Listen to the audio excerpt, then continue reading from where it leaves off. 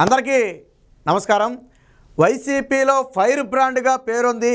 నోటికి అడ్డు అదుపు లేకుండా ఏం మాట్లాడుతుందో కూడా తెలియకుండా అందరి చేత విమర్శలు ఎదుర్కొనే రోజాకి పాపం రాజకీయాల్లో ఇక కాలం చెల్లిందంటే ఎస్ అవుననే సమాధానం వస్తుంది. ఎందుకంటే రోజాకి ఈసారి నగరి నుంచి ఎట్టి పరిస్థితుల్లో టికెట్ లేదని చెప్పి వైసీపీ వర్గాలు, అది కూడా జగన్మోహన్ రెడ్డికి అత్యంత దగ్గరగా ఉన్నటువంటి వ్యక్తులే ఇప్పుడు చెప్పే పరిస్థితి. అయితే నగరిలో రోజాకి టికెట్ లేకపోతే పెద్దగా ఆశ్చర్యం లేదు.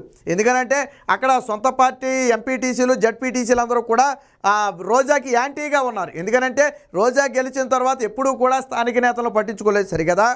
మంత్రి అయిన తర్వాత కనీసం ఎప్పుడు ఆ వంక కూడా చూడలేదట. పైగా జగన్మోహన్ రెడ్డి ముఖ్యమంత్రి అయిన తర్వాత అంటే మొదట 2014లో గెలిచినప్పటికీ కూడా అప్పుడు వైసీపీ ప్రతిపక్షంలో ఉండటంతో పాపం ఏమీ చేయలేకపోయింది.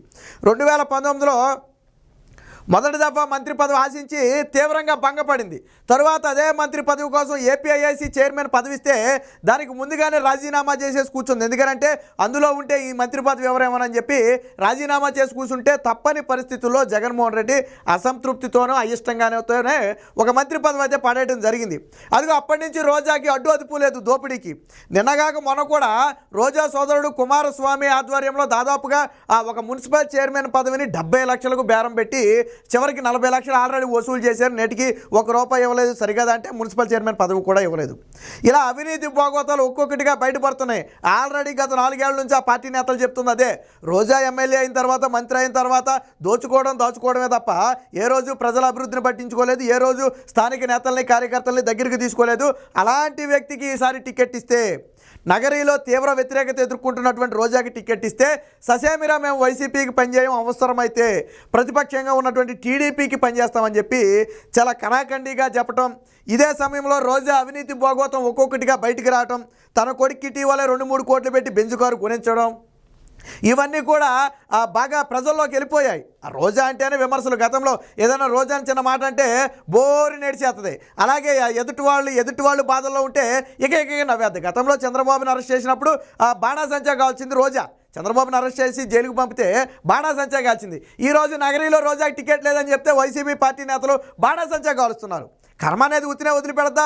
గతంలో నువ్వు నన్ను తిట్టారు, తెలుగుదేశం పార్టీ నేతలు నన్ను వ్యక్తిగతంగా విమర్శించారని చెప్పి బోరి నేడిచావు. తర్వాత పవన్ కళ్యాణ్ని మరి గతంలో జగన్మోహన్ రెడ్డి విమర్శించినప్పుడు నువ్వు ఎందుకు పగలబడినవ్వావు?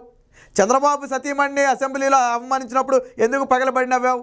అందుకే తర్వాత నువ్వు ఏడ్చావు. కర్మ అనేది వదిలిపెట్టదు. ప్రతిదానికి చర్యకు ప్రతిచర్యలాగా ప్రతిదానికి రోజాకి ప్రకృతి అనే సమాధానం చెబుతూనే వచ్చింది. ఇప్పుడు తాజాగా ఏదైతే పదవి ఉందని చెప్పి నువ్వు విర్రవీగావో నీకు ఆ పదవే లేకుండా పోయింది. అయితే ఇక్కడ రోజాని ఒంగోలు ఎంపీగా పంపుతారనే ఊహాగానాలు అయితే కొద్దిగా ఉన్నాయి. బట్ దానికి కూడా రోజా సమర్థురాలంటే ఎమ్మెల్యేగా పనికిరాని వ్యక్తి ఎంపీగా ఏం పనికొస్తుంది? వాళ్ళు చెప్పేది అదే. ఒంగోలు ఎంపీగా పంపుతామంటే ఆ నియోజకవర్గ నేతలందరూ కూడా విజయసాయిరెడ్డి చిన్నగా లీక్ ఇచ్చాడు.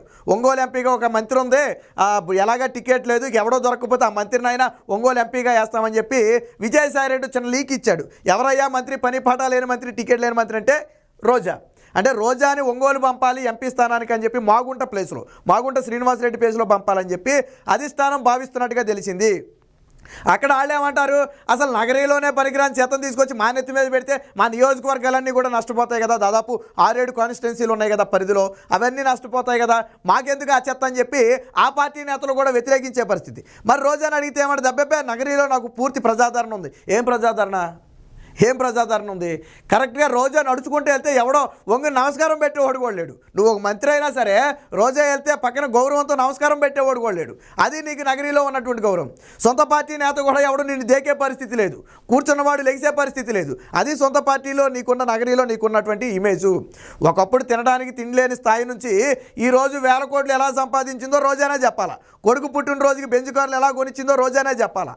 అలాగే మున్సిపల్ చైర్మన్ పదవికి 40 లక్షలు తీసుకుంటూ పట్టుబడిపోయింది అడ్డంగా. దానికి ఈ రోజుకి సమాధానం లేదు. అదేమంటే ప్రతిపక్షాలు కుట్ర అంట.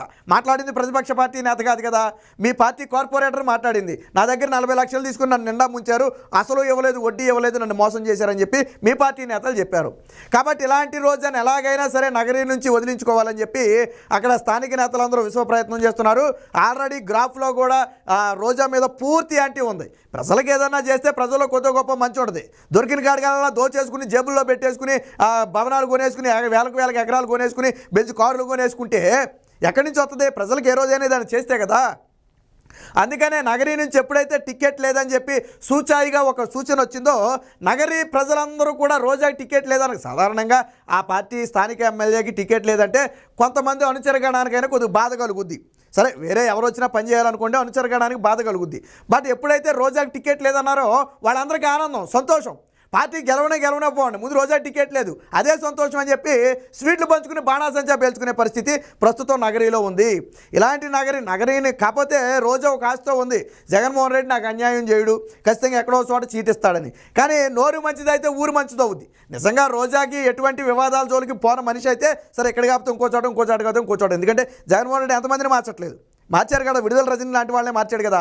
సో రోజాని కూడా నియోజకవర్గం మార్చుడు, కానీ నోరు మంచిదై సావదే. కాబట్టి ఎవరు మాత్రం ఈ నోరుని తీసుకొచ్చి, ఈ ఫైర్ బ్రాండ్ని తీసుకొచ్చి తమ పక్కలో పెట్టుకోవాలని చూస్తారు. తెరిస్తే ఏం మాట్లాడుతుందో తెలీదు. నన్ను రేపు చేస్తావా అంటదే, లేకపోతే ఇంకోట అంటదే, నువ్వు చూసావా అంటదే, లేకపోతే సైకిల్ చేస్తుంది. అంటే ఇలాంటి మరి వ్యక్తిత్వం ఉన్న వ్యక్తిని ఎవరు మాత్రం సహించే పరిస్థితి ఉంటుంది. అందుకని ఏ నియోజకవర్గం ఆ నియోజకవర్గం కార్యకర్తల నాయకులు దండం పెడేస్తున్నారు, రోజా పేరు చెప్తే దండం పెడేస్తున్నారు. కాబట్టి రోజాని ఎట్టయినా సరే ఈసారికి తప్పించి, గెలిచాక ఏదో పదవి ఇస్తామని చెప్పి సర్ది చెప్పి రోజాని ఈసారి తప్పించాలని ప్రయత్నం చేస్తున్నారు. మొత్తానికి రోజా ఎప్పుడైతే నగరం నుంచి ఈసారి పోటీ చేయడం లేదని ఒక వార్త వచ్చిందో, వందల మంది వైసీపీ కార్యకర్తలు వైసీపీ గెలిచినంత సంబరంగా ఈరోజు బాణాసంచా కాల్చుకుంటున్నాడు. గతంలో రోజా చేసిన ప్రతి పని కూడా ఇప్పుడు రోజాకి ఎదురు దెబ్బగా మారింది. నాడు వ్యవహరించిన తీరే ఈరోజు రోజాని ఈ స్థాయికి తీసుకొచ్చింది. అసలు రోజా ఎందుకు వైసీపీలోకి వెళ్ళిందంటే 2009లో తెలుగుదేశం పార్టీ టికెట్ ఇవ్వలేదు కాబట్టి 2009లో టికెట్ ఇవ్వలేదని చెప్పి వైసీపీ పార్టీకి వెళ్ళింది. అసలు రోజా జీవితమే తెలుగుదేశం పార్టీలో ప్రారంభమైంది. అప్పుడు మహిళా అధ్యక్షురాలుగా కూడా పనిచేసింది. తర్వాత అదే నోటితో తండ్రి వరుస అయినటువంటి చంద్రబాబు మీద అనేక విమర్శలు చేసింది, సిగ్గుశరం వదిలేసి.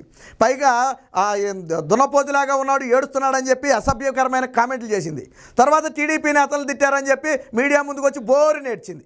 మరి నువ్వు దున్నపోతులాగా లేవారా? చంద్రబాబు గారు అంత వయసు వచ్చి తండ్రి వయసు ఉన్న వ్యక్తిని నువ్వు అంత మాట అన్నావే, మరి నువ్వెలాగున్నావు? కాబట్టి చేసిన కర్మ అనేది ఏది వదిలిపెట్టదు. రోజా నాడు చేసిన పనులే ఈరోజు రోజాకి ఎదురు దెబ్బగా మారాయి. మొత్తానికి నగరీ నియోజకవర్గం నుంచి రోజానైతే లేపేయటం ఖాయంగా కనపడుతుంది.